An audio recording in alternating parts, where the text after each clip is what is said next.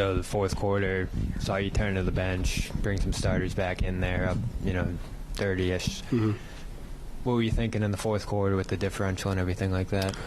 Just like I said, when we got to the point, we didn't know we were going to be in that position to start the game. And so when we got to that point, I felt like it was time to, execute and put ourselves in position to advance into the tournament. And so going into a game, you can't think those things. You do have to be prepared for them.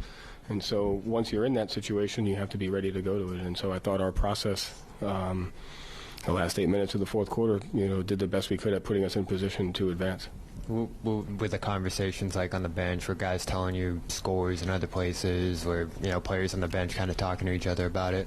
I don't know. I wasn't standing next to them, but I did ask them if they, we were ready to go for the win, and they all said yes. And so we did what we had to do to execute and try to build on the lead.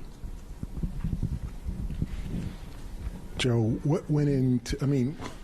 Was this a new line of thinking? Like you like to challenge yourself, you like to think the game. Was this something that really got you going when it got into? Once it got to that, and you started playing the math game, and like your possessions were like 0.0 points per possession because they missed 2 free throws. Like that stuff gets me excited.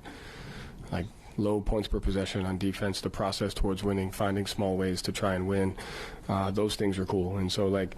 It's not that I don't think the in-season tournament's fun or it's important, but there's a process. Like, you go back to the Orlando game, like, are we going to rebound just because it's an in-season tournament game? Like, I don't want our guys to have that type of mindset or that type of environment. We have to rebound every single game.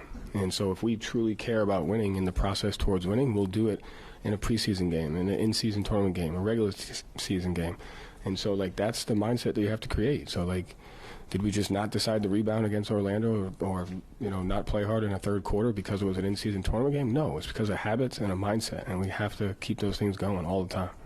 Did you tell yourself, like, Joe, this isn't important, then suddenly it became important, or were you not telling us the truth? Like, what went from... It's a process. It's a process. So I took in all the information, and I didn't handle it emotionally, and I sat it and stored it in whatever part of my brain that stores information, and I waited to see if I was going to need it or not. And so, like, I don't know going into a game that we're going to be up 23. We could be down 15 because that's a distraction because we're trying to be up 23, and then you're going to be like, was your team distracted by the 23-point lead? And I'm going to have to be like, no, Gary, they weren't, when they really were. And so, like, you have to eliminate distractions and focus on winning in the process towards winning. And so that's the most important thing. And so our team was focused on winning. And then and what I love about our team is we've sucked in the third quarter, and we didn't today. And then they call a timeout at 7 minutes to go, and we go on another run. And so we were able to build mental resilience while having a lead. And then we did it again at the start of the fourth quarter. And so, like, that pocket of the game is super important for the longevity of our team because we have to be better at playing with leads and playing when the game is technically when we think it's over. And so, like, that part is important. And then so when the process brings you to, okay, you're at 30, what do you want to do? I want to get stops. So then you do what we did, and I apologize to Andre Drummond for doing that. But it gave us the best chance considering the circumstances we were in. Joe, well, I mean, it's official because Brooklyn won, so you guys have advanced, so I guess congratulations on that. So without worrying about it, we advanced. Think about what the process does. Look at that. Process over results. What was the conversation you were having with Billy Donovan there at the half? It was just it wasn't necessarily a miscommunication, but we had a guy on our staff sitting near the bench once I told him don't talk to me until at the point where it's necessary. And so once it got to 30 at the start of the fourth, we started communicating on what the Brooklyn game was going and what the deficit was. And so when I started the hack of Drummond, Billy thought we had to win by 22, but he didn't know the ramifications of what was going on in the Brooklyn-Toronto game. And so I just had to explain to him, this is what our people are telling us. This is what we have to do. This is the process towards protecting our leads. It gives us the best chance to win in advance. And so credit to him for understanding that. How weird is it to be in this situation? I mean, normally you just go up, you win, you build a lead, and you win. And you're having a conversation with a coach in the middle of the game about why you're winning by so much. I mean, how weird is that for you? I mean, it's only weird because it's new. Like, to me, it's just weird because it's new. It's different. 5, 6 years. Like, you go back. Like, I truly love watching the European tournaments and the style that they have. And so, like, 5, 6 years from now, this is going to be like just normal. And so it's only weird because it's new, and people have to get used to that.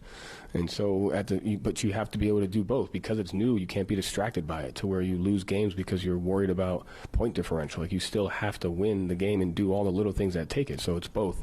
So it's just weird because it's new. But you see other leagues around the world do it, and I love watching it. So I know 3, 4, 5 years from now, if I'm still in this thing, we'll be happy to be a part of it. It's just people have to get used to it, But the most important thing for me is protecting our players' mindset, not getting distracted towards, a point differential where it's like we have to build habits and a mindset all the time.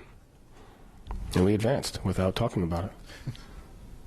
Joe, a question about Drew's defense. One of the first plays of the game, I think White was trailing DeRozan over a screen, kind of lost him, and Drew just switched on to DeRozan. Yeah.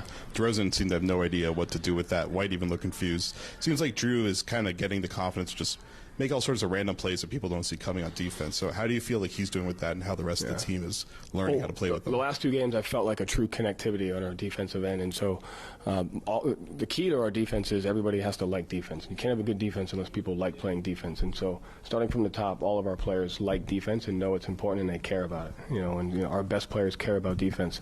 And they're all a Swiss Army knife because they all can guard different positions. And so tonight it was Drew's turn to, we didn't start him on Vucevic, we didn't start him on DeRozan, we didn't make him do that. We kind of put him on another player to where he could be a free safety and go make plays and raise hell in our shift activity. And so he kind of tonight was the catalyst towards our weak side defense because of his activity and his ability to not have to worry about an all-star, but be able to just kind of roam and play free safety. And so it just adds a layer to our defense, but it starts with the buy-in from our team.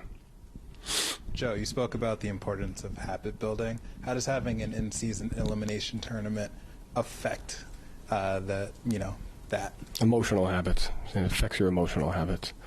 But it builds opportunity. And so, once I knew the point differential, I told the team, this is a good opportunity for us to work on playing with the lead and building on it because we want to try to win as much as we can. So let's, for the next 4 minutes, try to go on a run here. Whereas if it was a regular game, we would already have taken them out and they wouldn't play. And so it's a small opportunity for us to build some, just mental resilience. And it's can we find a pocket of a game to can we just play hard because it's the cool thing to do, even though you're up 30. Obviously, it's still the regular season, but do you think it could be an opportunity to prep for the longer run that you guys hope to have in the postseason? From a media, from a attention standpoint, yes, but nothing can simulate what the playoffs are like. And so it gives you an opportunity to win at something, but quite honestly, I'd rather win at, you live in Boston and it's a Tuesday afternoon, it's raining and no one wants to go to work, but we still have to go practice. I want to win that day just as much as I want to win the in-season tournament. Gotcha. Thank you.